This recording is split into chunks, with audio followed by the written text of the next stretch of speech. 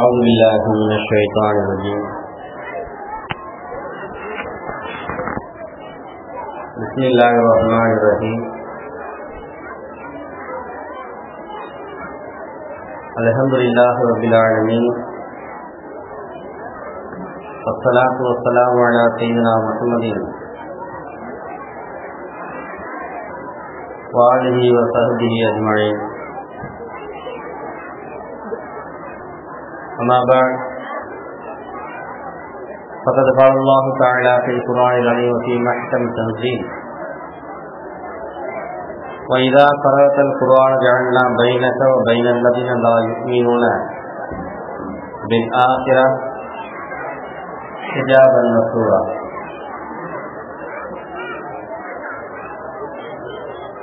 قال نبينا رسول الله صلى الله عليه وآله وصحبه وسلم: اللهم صلِّ عليه قلبا من كلابك. اللهم صل على سيدنا محمد شمس الأنبياء بدر المرسلين وكتب الأولياء وافتخار المتقين تاج الأمة شفيع المذنبين شفيع يوم القيامة. الله يا هادي.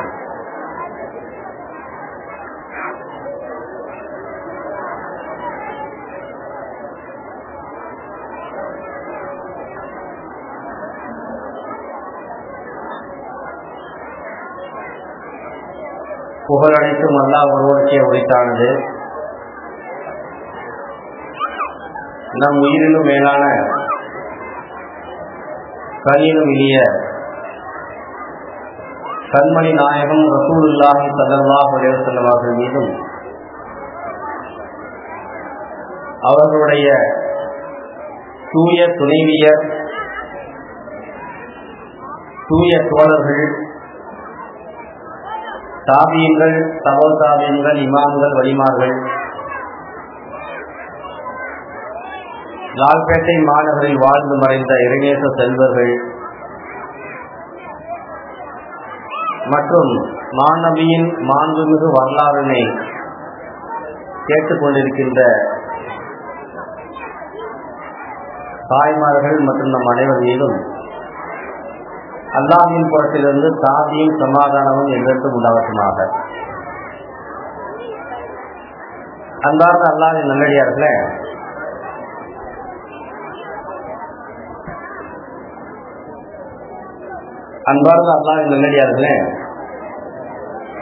கடந்த 14 நாட்களாக என் மேடையில யாருமே இல்லை, நான் மட்டுமே உட்காந்து பேசிட்டு இருந்தேன். ஒரு உற்சாகமா இருந்துச்சு. இன்னைக்கு 15வது நாள், ஒரு பௌர்ணமி இரவுல நில வெளிச்சம் எப்படி முழுதாக தெரியுமோ அந்த மாதிரி இது ஒரு 3 ஸ்டார் மேலன்னு சொல்லலாம். என்னுடைய 3 உஸ்தாதுமார்கள் தொடர்ச்சியாக அமர்ந்திருக்கிறார்கள். மாணவ பருவத்தில் மண்டிட்டு படித்தேன் உஸ்தாதுகளிடத்துல. இப்ப அந்த உஸ்தாதுகளுக்கு முன்னால பேசுறது அப்படின்னாவே இங்க மேடையில ஏறினது வந்து ஹார்ட், இதய துடிப்பு கொஞ்சம் அதிகமாவே இருக்கு.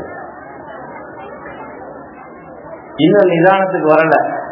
என் ஸ்பீச் முடிஞ்சாதான் இதய துடிப்பு குறையும் போல இருக்கு.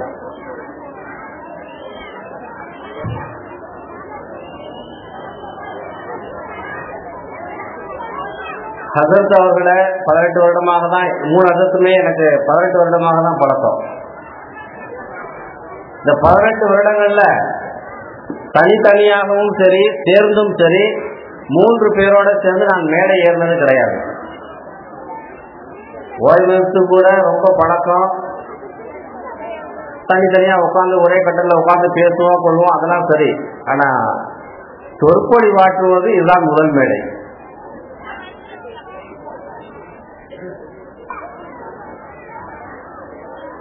ஆயிரத்தி 1912 1920களில் இந்த லால்பேட்டை மாநகரத்தில் எங்கள் ஊரை சேர்ந்த ஒரு உஸ்தாத், நம்ம மன்மூல் அன்வார்ல உஸ்தாதா இருந்தாங்க. எனக்கு சொந்த ஊர் பெரம்பலூர் மாவட்டம் பெரிய வடகரை என்ற ஒரு சின்ன கிராமம். அந்த கிராமத்துல முகமது அப்துல்லா பாக்கவி என்ற ஒரு ஹஜரத் இருந்தாங்க. அவர்கள் வேலூர் பாக்கியாத் சாலிகாத் மதரசாவில் 2வது அல்லது 3வது பட்டமளிப்பு விழாவில், அதாவது 2வது அல்லது 3வது செட்டுகள்ல பட்டம் வாங்கிய ஒரு மனிதர். அவர்கள் இங்கே மக்பூல் அன்வார் மதரசாவில் 1910க்கும் 20க்கும் இடைப்பட்ட காலத்தில் சில ஆண்டுகள் ஓதி கொடுத்ததாக தகவல்கள் தெரிகின்றது. அல்ஹம்துலில்லாஹ், அந்த அடிப்படையில் எனக்கு என்னுடைய மூதாதையர்களுக்கும் 100 வருடத்துக்கு முன்னால் இருந்தே லால்பேட்டை மாநகரத்தோடு ஒரு தொடர்பு இருப்பதில் பெரும் மகிழ்வு அடைகிறேன். 1963 என்னுடைய தாய் மாமன்கள் சில பேர் லால்பேட்டை மதரசாவில் வந்து படிக்க வந்தார்கள். வேற ஒரு ஊர்ல படிச்சுட்டு 5வது ஜும்ராவுக்கு இங்க வராங்க. எல்லாம் ஒரு 3 பேர், அப்துல் லத்தீப், அப்பாஸ் ஹஜரத், அப்துல் பசீர் அப்படின்னு ஒரு 3 பேர். அவர்கள் வரும்பொழுது அமானி ஹஜரத் அவர்கள் கேட்டார்களாம், நீங்களாம் எந்த ஊருப்பா? பெரிய வடகரை. அப்படியா? உடனே ரகீஸாவை கூப்பிட்டு இவங்க 3 பேரையும் மதரசாவில் சேர்த்துக்க, இவங்களுக்கெல்லாம் பரிச்சை கிடையாது. அப்ப அப்துல்லா ஹஜரத் அவங்க பக்கத்துல உட்கார்ந்து இருக்கிறாங்க. என்ன பரிச்சை இல்லைங்கிறீங்க? இந்த பெரிய வடகரை இன்னும் அப்துல்லா ஹஜரத் ஊரு, அப்ப இவங்களுக்கு பரிச்சை கேட்க தேவையில்ல, இவங்களை சேர்த்துக்குங்க அப்படின்னு சேர்த்து கொண்டார்களாம். இப்பொழுதும் அவர்கள் சொல்லி பெருமிதம் கொள்வார்கள். 1995 நான் நீடூர்ல போய் பட்டம் வாங்கிடணும், மிஸ்பாகி ஆயிரணும் அப்படின்னு சொல்லி அங்க போயிருந்தேன். நம்ம ஓய்வு அப்துல்லாரு தான் அப்ப முதல்வராக இருந்தாங்க. நான் போன வருஷம் அதற்கு மதரசாவை துடைத்து கொண்டு வெளியே வந்து விட்டார்கள். இப்போ அதற்கு வழிகாட்டினாங்க, லால்பேட்டைக்கு பாப்பா அப்படின்னாங்க. நாங்கள் ஒரு 6 பேர் சேர்ந்தாப்புல லால்பேட்டைக்கு வந்தோம். அப்போ லால்பேட்டைக்கு வந்திருக்கும் பொழுது ஜக்கரியா ஹஜரத் அவர்கள் அப்துல் ரஹ்மான் ஹஜரத்துக்கிட்ட எனக்கு பரிச்சை போட்டாங்க. அப்துல் ரஹ்மான் ஹஜரத்தை போய் பாடத்துக்கு உட்கார்ந்தேன். நீ எந்த ஊருன்னு கேட்டாரு. பெரிய வடகரைன்னு சொன்னேன். பெரிய வடகரைன்னா அவரு சுல்தான் ஹஜரத்து கோட்டகுப்பம். ஆமா, அவர் எங்க சிஸ்டர் தான். சரி போட, நீ போய் சேர்ந்துக்க அப்படின்ட்டாங்க. 63, 64 பரிச்சை கேட்க வந்தாங்க. அப்பயும் பரிச்சை இல்லை. 96 நான் வந்தேன், எனக்கும் பரிச்சை இல்லை. பரிச்சை இல்லாமலே நாங்கள் சேர்ந்துக்கிட்டோம். ஆனா பரிச்சை இல்லாம நான் சேர்ந்ததுனால பெரிய நல்ல திறமையான மாணவன் நீங்க நினைச்சிடக்கூடாது. பரிச்சை இல்லாமலே நான் சேர்ந்ததுனால திறமையான மாணவன் என்ன நீங்க நினைச்சிடாதீங்க. நான் நீங்க 1996 டிசம்பர்ல பட்டம் வாங்கினேன். என்னோட ஏறத்தாழ 32 மாணவர்கள் பட்டம் வாங்கினார்கள். அந்த 32 பேர்ல நான் 18வது தான். ஆனா இதற்கு முன்னால படித்த மாணவர்கள்லாம் ஃபர்ஸ்ட், செகண்ட், தேர்ட் தான் மார்க் எடுத்தேன். ஆனா அந்த கடைசி நேரத்துல எனக்கு அம்மை போட்டு சரியான முறையில பாடங்களை படிக்க முடியாதன் காரணமாக என்னமோ 18வதாக நான் பட்டம் வாங்கினேன். அல்ஹம்துலில்லாஹ், ஆடுகளையும் மாடுகளையும் மேய்த்துக் கொண்டிருந்த எனக்கு, ஒரு விவசாய குடும்பத்தில் பிறந்த என்னை ஒரு ஆலிமாக ஆக்கி லால்பேட்டை மாநகரில் பட்டம் பெற்று வெளியே சென்றேன். இந்த சென்னையில் ஒரே பள்ளிவாசலில் 18 வருடங்களாக பணியாற்றி கொண்டிருக்கிறேன். லால்பேட்டை மதரசாவில் படித்தோம்னாவே ஒரு பரக்கத்து இருக்குது. இந்த மதரசாவில் நுழைஞ்சிட்டு வெளியே வந்தா ஒரு பரக்கத்து. இந்த மதரசாவில் 1 வருஷம் படிச்சு பட்டம் வாங்கிட்டோம்னா அதுக்கு ஒரு பரக்கத்து. அந்த பரக்கத்தை படித்தவர்கள் பட்டம் பெற்றவர்கள் தான் அது எந்த வகையிலாம் அது நமக்கு பரக்கத்தாக இருக்கும் என்று அவர்கள் புரிந்து கொள்ள முடியும். அப்படிப்பட்ட ஒரு நல்ல நிலைமையில் நாம் இருப்பதற்கு காரணம் லால்பேட்டை மதரசா தான். பொதுவாகவே எல்லாம் சொல்லுவார்கள், நீ எங்கப்பா ஓதுனேன்? நான் பாக்கியத்தில் ஓதுனேன், நான் ஹைராத்துல் இஸ்லாமில் ஓதுனேன், நான் மிஸ்பால் உதாவில் ஓதுனேன், அப்படி எல்லாருமே மதரசாவுடைய பெயர்களை சொல்வார்கள். இந்த லால்பேட்டையில் ஓதுனவங்களை மட்டும், பட்டம் பெற்றவங்களை மட்டும் நீ எங்கப்பா ஓதுனேன் அப்படின்னு சொல்லி கேட்டா மதரசா பேர் நினைவுக்கு வருவாது. நான் லால்பேட்டையில் ஓதுனேன்.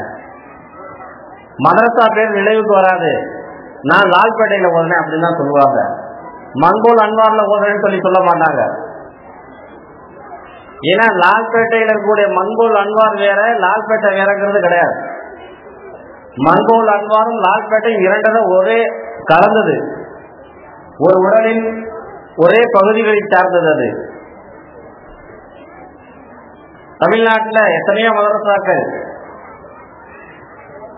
டிஃபன் சாப்பாடுல ஆரம்பிச்சது இன்னைக்கு பெரிய பெரிய அளவுல மத்பஸ்கள் கட்டப்பட்டு விட்டது, சமையல் கூடம் கட்டப்பட்டு விட்டது. இன்னும் சமையல் கூடம் கட்டப்படாமலே 150 ஆண்டுகளை கடந்த ஒரே மதரசா நம்ம மங்கோல் அன்வார் மதரசா மட்டும்தான். அதற்கு காரணம் லால்பேட்டை தாய்மார்கள் தான். ஏன்னா ஒரு 15 வருஷத்துக்கு முன்னால 20 வருஷத்துக்கு முன்னால டிவி இல்லாத காலத்துல நேரத்துக்கு சாப்பாடு கொடுத்தாங்க, அது ஒரு கஷ்டமே இல்லை. ஆனா இன்னைக்கு 20 வருஷத்துக்கு பிறகு டிவி வந்து, இன்டர்நெட் வந்து, செல்போன் வந்து, இத்தனை சிக்கல் பிடுங்கல்களும் வந்த பிறகும் கூட நம்ம பொது நேரத்துக்கு வரும் பொழுது டிஃபன் தானு வெளியே நிற்குது. ஜனங்க இன்னும் தன்னை மாற்றிக்கொள்ளவில்லை. ஓதுற பிள்ளைக்குன்னு ஒரு தனி அந்தஸ்தை, தனி மரியாதையை கொடுத்து வைத்திருக்கிறார்கள். அதனாலதான் இன்னமும் மாணவர்கள் வந்து படித்துக் கொண்டே இருக்கிறார்கள், லால்பேட்டை நாடி வந்து கொண்டே இருக்கிறார்கள். தமிழ்நாட்டில் 50 வருடங்கள் 40 வருடங்கள் பட்டம் கொடுத்து கொண்டிருந்த மதரசாக்கள் எல்லாம் சில இன்று பூட்டப்பட்டு விட்டது. மாணவர்கள் இல்லாமல் பட்டம் கொடுத்து கொண்டிருந்த பெரிய பெரிய ஆளுங்களை உருவாக்கிய ஒரு சில மதரசாக்கள் இன்று மூடப்பட்டு விட்டது, ஆட்கள் இல்லாமல். ஆனால் 150 ஆண்டுகளையும் கடந்து இந்த மதரசா இயங்கிக் கொண்டிருப்பதற்கு காரணம் இந்த ஊரினுடைய பரக்கத்து தான். இந்த ஊரில் இருக்கக்கூடிய மக்கள் தான் அதற்கு காரணம். நான் இங்க 96 ஒரே ஒரு வருஷம் தான் ஓதுனேன். இப்ப எனக்கு முதல் பீரியடு அப்துல் ரஹ்மான் எடுத்துக்கிட்டேன், புகாரி ஷெரீப். அவங்ககிட்ட புகாரி ஷெரீப் ஓதணும் அப்படின்னா அவங்க அப்படியே தாடி அப்படியே நீ விட்டுக்கிட்டு கிதாபுகளை கூட திறக்காம அப்படியே அந்த ஹதீஸ்களை சனதுகளோட வாசிச்சு அர்த்தங்களையும் சொல்லி விளக்கங்களையும் சொல்லிடுவாங்க. அதற்கு அப்படி நம்ம அப்படி முன்னாள் உட்காந்துருக்கோம், கிதாபை திறந்தாலும் நமக்கு என்ன பக்கம்னு தெரியும். ஒரு 10 நாளைக்கு பிறகு 20 நாளைக்கு பிறகு பார்த்தீங்கன்னா நமக்கு எந்த பக்கத்துல ஓதணும்னே நமக்கே தெரியாது. நான் இங்க 6 வருடங்கள் எங்கெங்கோ ஓதினேன். ஓயம் அப்துல் காதர் ஹசரத்துக்கிட்ட நான் சூரத்துல் முர்ஷிதா அப்படிங்கிற விண்கலை பற்றிய ஒரு பாடப்புத்தகம் தான் படித்தேன். ஹசரத்துக்கிட்ட ஹதீஸையோ அக்காயுதங்களையோ மற்றவைகளை நான் படிக்கவில்லை. இங்க அப்துல் ரஹ்மான் ஹசரத்துக்கிட்ட இந்த ஹதீஸுகளை படிக்கும் பொழுது ஹதீஸ்லாம் என்ன, நம்ம பயான்ல எப்படி அந்த ஹதீஸுகளை சொல்லணும், அதை எப்படி மக்கள் புரிந்து கொள்ளும் விதமாக சொல்ல வேண்டும் என்பது பற்றியெல்லாம் நான் அவர்களிடத்துல தான் நான் தெளிவாக கற்றுக்கொண்டேன். நமது ஷேகுல் ஜாமியா ஹஜரத் அவர்களிடத்துல புகாரி ஷரீஃப் 2ஆம் பாகம் கொஞ்ச நாள் போட்டிருந்தாங்க, ஒரு செமஸ்டர் வரையிலும், அரையாண்டு பொறுத்தையிலிருந்து 3ஆண்டு பொறுத்த வரையும் இந்த மாதிரி. அப்போ சக்கரையாருக்கு உடம்பு சரியில்லை, அதனால அந்த பீரியட் அதுக்கு ஒதுக்கி இருந்தாங்க. மதியம் 3:30 மணிக்கு முதல் பீரியட் அவங்கள்ட்ட தான் சாப்பிட்டுட்டு, அது டிஃபன் சாப்பாடு, அப்படி வீட்டு சாப்பாடு அப்படி சாப்பிட்டுட்டு அப்படியே மந்தமா இருக்கும். அந்த மந்தமான நேரத்துல அதெல்லாம் கடந்து நூலக பாடத்துக்கு போகணும் அப்படின்னா ரொம்ப தியாகம் செஞ்சு கஷ்டப்பட்டு தான் போகணும். போயே ஆகணும், வேற வழி இல்லை. போகலன்னா மறுநாள் நாஷ்டா காசு பந்து, இல்லைன்னா ஏன் வரல எதுக்கு வரலன்னு சொல்லி 100 கேள்வி கேட்பாங்க. ஹஜ்ரத்தை பார்த்தாவே ஒரு பயம் திகிலா இருக்கும். ஹஜ்ரத்தினுடைய அந்த தோற்றமும், அவர்கள் அதிகமாக பேச மாட்டார்கள், குறைவாக தான் பேசுவார்கள் மாணவர்களிடத்துல. அதில் ஒரு பயம் கலர்ந்த அந்த உணர்வோடு நாங்கள் ஆசிரியர் தந்தை அவர்களிடத்தில் இருப்போம். அவர்களும் புகாரியை நடத்தினார்கள். ஒவ்வொரு வார்த்தைகளுக்கும் அர்த்தங்களை சொல்லி, ஹதீஸ்களில் இருக்கக்கூடிய அரபு மொழியினுடைய ஒவ்வொரு வார்த்தைகளுக்கும் அர்த்தங்களை சொல்லி அருமையாக நடத்துவார்கள். அது கேட்க ரொம்ப வித்தியாசமா இருக்கும். ஏன்னா அந்த ஹதீஸை நாங்களே புரிஞ்சுக்கிற மாதிரி இருக்கும். அது அப்படிப்பட்ட ஒரு அற்புதமான சூழ்நிலையில் அந்த ஹதீஸ், அந்த புகாரி ஷரீஃபினுடைய 2ஆம் பாகங்களை நாங்கள் படித்தோம். அப்படி படித்ததுனாலதான் அல்ஹம்துலில்லாஹ் இன்றைக்கு எந்த கிதாபுகளை எடுத்தாலும் தெளிவாக வாசிப்பதற்கும், வாசிக்கும் போதே அதனுடைய வார்த்தைகளை புரிந்து கொள்வதற்கும் எங்களுக்கு தோல்வாக இருக்கின்றது.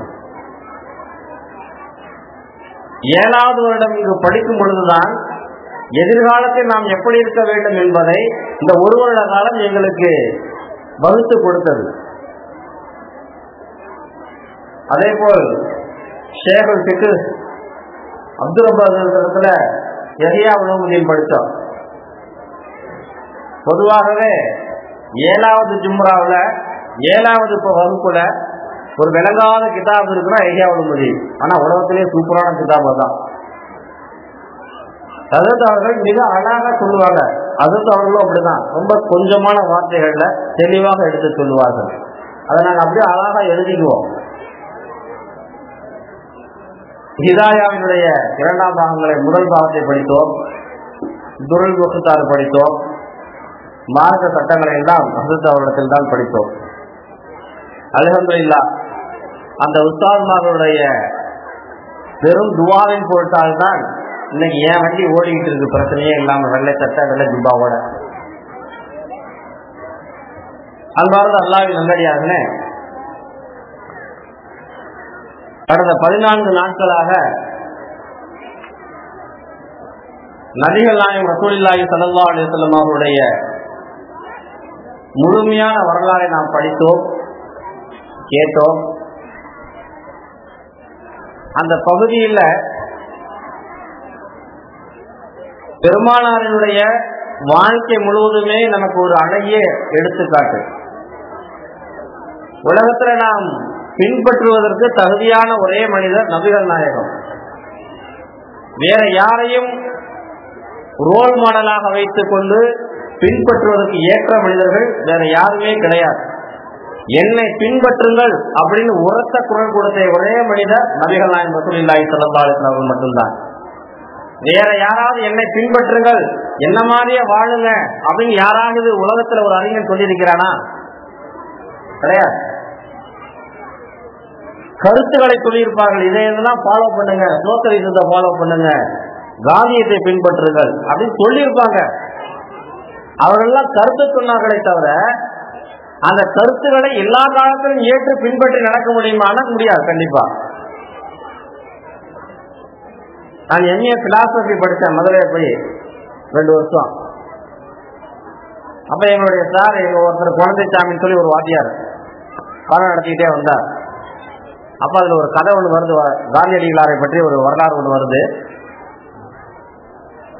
காந்தியடிகளார் தமிழ்நாட்டில் ஏதோ ஒரு கிராமத்துக்கு வந்திருக்கும் பொழுது காலையில் அவருடைய பழக்கம் ஆட்டுப்பாலும் பச்சை வேர்க்கடலையும் சாப்பிடுவாராம். அதான் அவருக்கு காலை நாஸ்தா. பச்சை வேர்க்கடலை கொஞ்சம் சாப்பிட்டுட்டு கொஞ்ச நேரம் கழிச்சு ஆட்டுப்பாலை குடித்துக் கொள்வார். அவருடைய ஆசிரமத்தில் அதான் இருக்கும். வந்த இடத்துல அதையும் தேடி பார்த்திருக்கிறார். ஆட்டுப்பால் கிடைக்குமா, பச்சை கடலை கிடைக்குமான்னு சொல்லி தேடி பார்த்துட்டு ஒன்றும் கிடைக்கல. சரிப்பா, இருக்கிறத கொண்டுட்டு வாங்க, பசிக்குது, சாப்பிட்டார். காலங்காலமா அதை சாப்பிட்டுக் கொண்டிருந்தவர் அன்னைக்கு அது கிடைக்கல அப்படின்னு தன்னுடைய கொள்கையை மாற்றிக்கொண்டார். அப்ப அவர் சொல்றாரு, இதை நீங்க பின்பற்றுன்னு நான் சொல்லவே மாட்டேன். அவர் அன்னைக்குதான் அந்த வார்த்தையை முதல்ல சொல்றாரு. என்ன மாதிரி நீங்க அரை நிர்வாணிகளாக இருங்கள், இந்தியாவில் இருக்கக்கூடிய எல்லா மக்களுமே உடைகள் உடுத்த முடியும் அப்படின்னு சொல்லி கொண்டிருந்தவர் அப்பதான் அவர் முதல்ல சொல்றாரு, எப்பா என்ன பின்பற்றாதீங்க, என்னுடைய நடைமுறைகளை நீங்கள் பின்பற்றாதீர்கள். ஏன்னா நேற்று வரை எனக்கு ஆட்டுப்பாலும் நிலக்கடலையும் கிடைச்சது, நான் சாப்பிட்டேன், இன்னைக்கு எனக்கு கிடைக்கல, என்னால சாப்பிட முடியல, அதனால இதே போலவே எல்லா நாட்களிலும் என்னால் இருக்க முடியும் என்று என்னால் சொல்வதற்கு இல்லை. ஆனா என்னுடைய கருத்துக்களை ஃபாலோ பண்ணுங்க, என்னை நீங்கள் பின்பற்றாதீர்கள் என்று சொன்னாராம். இதை சொல்லிட்டு எங்க வாத்தியார் சொன்னாரு, அது உண்மைதான், காந்தியடிகளுடைய வாழ்க்கை வேற, அவருடைய வாக்குகள் வேற, வாழ்க்கை வேற வாக்கு வேற அப்படின்னாரு. அந்த மாதிரி நபிகள் நாயகம் ரசூலுல்லாஹி ஸல்லல்லாஹு அலைஹி வஸல்லம் வாழ்க்கை வேற, வார்த்தைகள் வேற என்று சொல்வதற்கு இரண்டுமே ஒண்ணுதான். எல்லா நாட்டில் இருக்கக்கூடியவர்களும், எல்லா மொழி பேசக்கூடியவர்களும், எல்லா வகையான இன மக்களும் பெருமானாருடைய வாழ்க்கையை முழுமையாக பின்பற்ற முடியும். அப்படிப்பட்ட ஒரு பொதுவான வாழ்க்கையை பெருமானார் ஸல்லல்லாஹு அலைஹி வஸல்லம் சொல்லி காட்டியிருக்கிறார்கள். ரசூலுல்லாஹி ஸல்லல்லாஹு அலைஹி வஸல்லம் இடத்துல ஒரு விருந்துக்கு கூட அழைக்கப்பட்டது. அபூதாவுல இந்த ஹதீஸ் வரும், விருந்துக்கு அழைக்கப்பட்டது. பெருமானார் ஸல்லல்லாஹு அலைஹி வஸல்லம் அந்த விருந்துக்கு போறாங்க.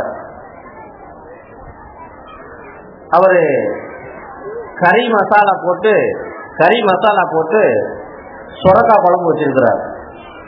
பெருமானார் ஸல்லல்லாஹு அலைஹி வஸல்லம் அவங்க கரண்டியை உள்ளுக்கு விட்டு பாக்குறாங்க, சொரக்காய் நிறைய இருக்கு. அந்த சொரக்காவை எடுத்து போட்டு நிறைய சாப்பிட்டாங்க ரசூலுல்லாஹ்.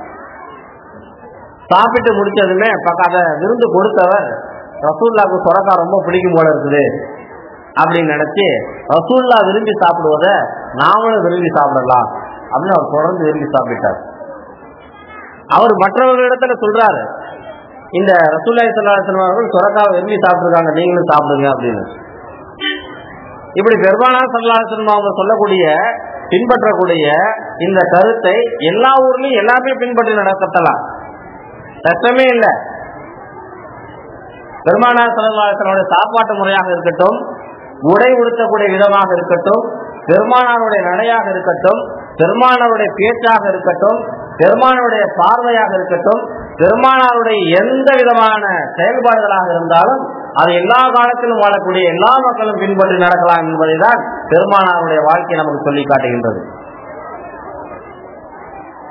நபிகள் நாயகம் ரசூலுல்லாஹி ஸல்லல்லாஹு அலைஹி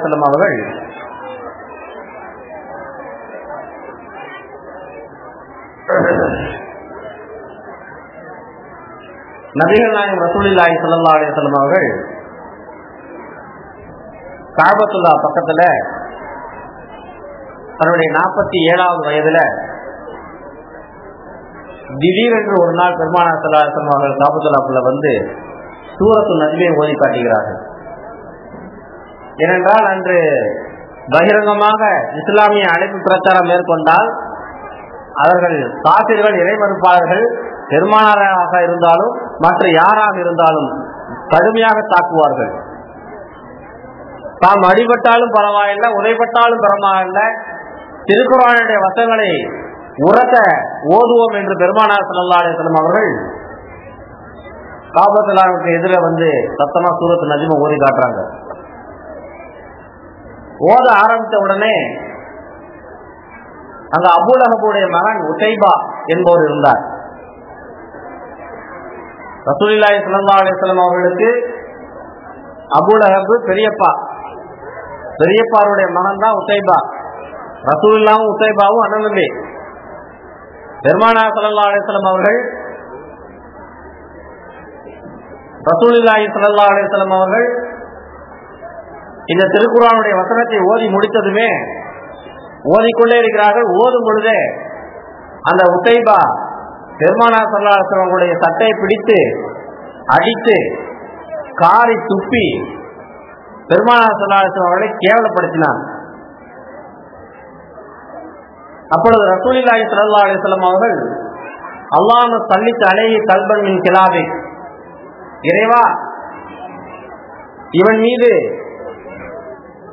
உனது கொடூரமான மிருகங்களில் ஒரு மிருகத்தை நீ சாட்டி விடுவாயாக என்று பெருமானார் ஸல்லல்லாஹு அலைஹி வஸல்லம் அவர்கள் சபித்தார்கள். பெருமானார் ஸல்லல்லாஹு அலைஹி வஸல்லம் அவங்க தன்னுடைய வாழ்நாளையில பல பேரை சபித்திருக்கிறாங்க. ஆனா அது எல்லாம் இறை மறுப்பாளர்களையாக தான் சபித்திருக்கிறார்கள். அருளின் உருவான நபிகள் நாயகம் ரசூலுல்லாஹி ஸல்லல்லாஹு அலைஹி வஸல்லம் அவர்கள் இந்த மனிதரை இப்படி சபித்த உடனேயே பெருமானாருடைய சபித்தலுக்கு நாம் ஆளாகி விட்டோமே என்று அவர் வருத்தப்பட்டார். பிறகு ஒரு காலத்துல அவர் மக்காவிலிருந்து ஷாமுக்கு வியாபாரத்திற்காக வேண்டி அவர் சென்றிருந்தார். இரவு நேரத்தில் ஒரு இடத்தில் தங்கி இருக்கிறார். அப்படி தங்கி இருக்கின்ற பொழுது அந்த இடத்துல ஒரு சிங்கம், அங்கு தங்கியிருக்கக்கூடிய பலர், 10-15 பேர் வியாபாரிகள் தங்கியிருக்கிறாங்க. அவர் சிங்கம் அவர்களை சுற்றி சுற்றி வருகிறது. அப்பொழுது அவன் சொன்னான்,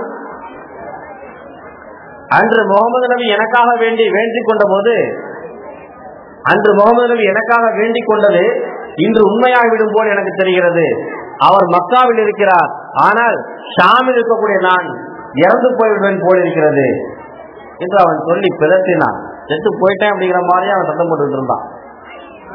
கூட இருந்தவங்க எல்லாம் சத்தம் போடாதப்பா, சும்மா இரு அப்படின்னு சொல்லி அந்த ஆளு நடுப்புற படுக்க போட்டு பக்கத்துல எல்லாம் 10-15 பேர் படுத்துக்கிட்டாங்க. கொஞ்ச நேரம் கழிச்சு எல்லாம் உறங்கிட்டாங்க. ஆனா அந்த சிங்கம் இந்த உத்தைபாவை மட்டும் பிடிச்சு இழுத்து கொண்டு போய் தனியா போட்டு ஆளை காலி பண்ணிடு. ஜாதுல் மாதல் என்ற ஹதீஸ் வருது. எதற்காக வேண்டி சொல்கிறேன் என்றால், நபிகள் நாயகம் ரசூலுல்லாஹி ஸல்லல்லாஹு அலைஹி வஸல்லம் அவர்கள் யார் மீது சபித்திருக்கிறார்களோ, யாருடைய பெருமானாருடைய சபித்தலுக்கு ஆளாகி இருக்கிறார்களோ, பெருமானாருடைய கோபத்துக்கு ஆளாகி இருக்கிறார்களோ, அவர்கள் இப்படிதான் சின்ன பின்னமாக போயிருக்கிறார்கள். நாம் பெருமானாருடைய கோபத்திற்கோ பெருமானாருடைய அந்த சாபத்திற்கோ நாம் ஆளாகி விடாமல் பெருமானாருடைய அத்தனை வழிமுறைகளை முழுமையாக பின்பற்றி நடப்பதற்கு வல்ல அல்லாஹ் தஆலா நம் அனைவருக்கும் அருள் செய்வானாக. வாஹிரு அல்ஹம்துலில்லாஹி ரப்பில் ஆலமீன். அஸ்ஸலாமு அலைக்கும் வரஹ்மத்துல்லாஹி வபரகாத்துஹு.